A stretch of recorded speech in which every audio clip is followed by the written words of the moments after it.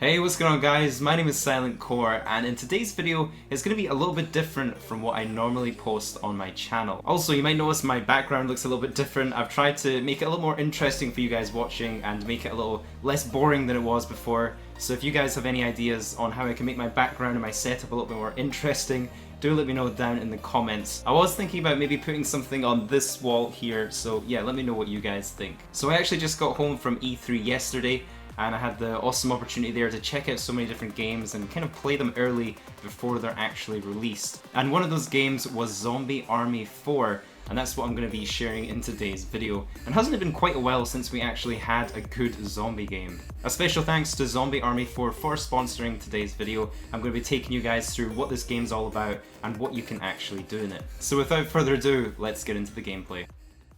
First of all, I'm going to be taking you guys through some of the weapons that we can use in the game, the weapon upgrades and customization, the perks, and of course some of the traps and abilities you can use in the game. So for weapons, as you can see, we can choose from rifles that are scoped and can be used as sniper rifles. We also get a selection of submachine guns, we can use shotguns, and also pistols. What I'm playing in the gameplay is an early access demo of the game, so these may change for the full release next year. There might be some extra weapons added and available.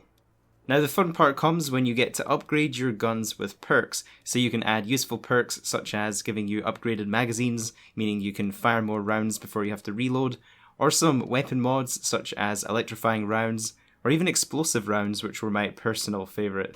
As for customization, you can add a variety of different skins to your guns, and also charms to your weapons that you can unlock through gameplay.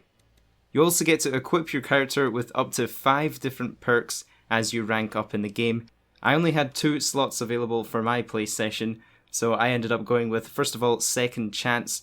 This means when you get downed by a zombie, you have a chance to revive yourself by just getting a kill with the zombie when you have your pistol out, basically like Second Chance in Call of Duty. So this one's actually really handy, especially if you're playing this solo. For my second perk, I went with Enhanced Stamina. In a lot of my games, I like to run around a lot from the zombies and kind of feed them into certain areas and trap them all together so I can shoot them, so this lets me use less stamina when I'm sprinting. You can also actually upgrade all of your perks through specific challenges, so if I wanted, I could upgrade my Enhanced Stamina perk and get even more stamina upgrades by getting Enhanced Stamina number 2 and Tier 3. I'm not going to go through all the perks in this video, but there was a whole bunch of offensive and defensive style perks, and also a whole bunch of other perks that you can unlock and experiment with, and just choose whatever works well with your playstyle. So with that all out of the way, let's get into the gameplay. Now this was actually my first time ever playing a Zombie Army game. I haven't played any of the previous titles in the series. However, I have played my fair share of zombie games. Back in the day I used to play a lot of Left 4 Dead, and also Call of Duty Zombies. So if you're a fan of either of those games, you'll probably enjoy this one. You also get the choice whether you want to play Zombie Army 4 either as a solo player or as a co-op squad with some of your friends. I actually tried both, and you get quite a different experience depending if you're playing as yourself, just as a solo player, or if you're playing with friends.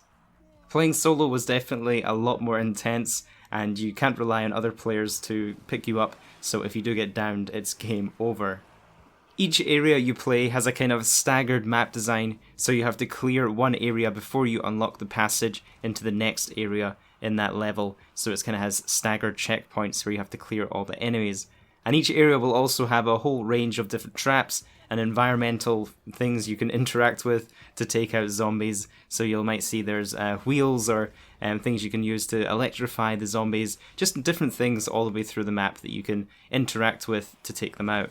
You can also find care packages hidden around each level, and those can contain special ammo or special items or grenades, anything basically you can use to take out the zombies quicker. You can also find mounted chain guns that you can use to tear into zombies, and it's pretty satisfying when you manage to line them all up. You can also make use of melee weapons and also perform takedowns on the zombies.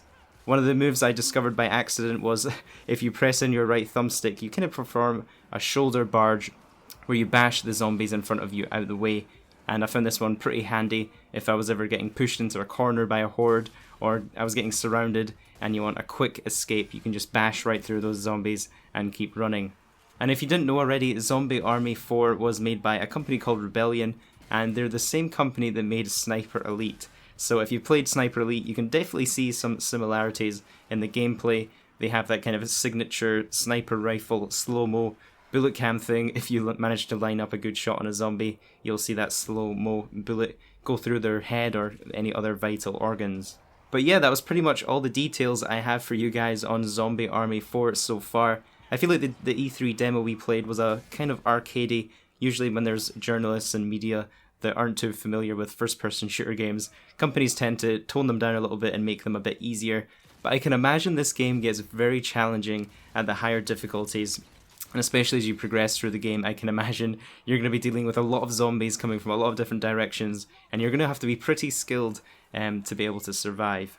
If you guys are interested in this game, I'll have a link in the description if you want to check it out. It's going to be available next year sometime. They haven't announced the exact date, but it's going to be available on PlayStation 4, Xbox One, and Windows PC on the Epic Games Store. Thank you guys so much for sticking around all the way till the end of this video. If you are new to my channel, please consider subscribing. It's only one click and really helps out the channel. And I might end up doing a live stream or something of this game when it's fully released. So have yourselves a great day, and I'll catch you in the next video.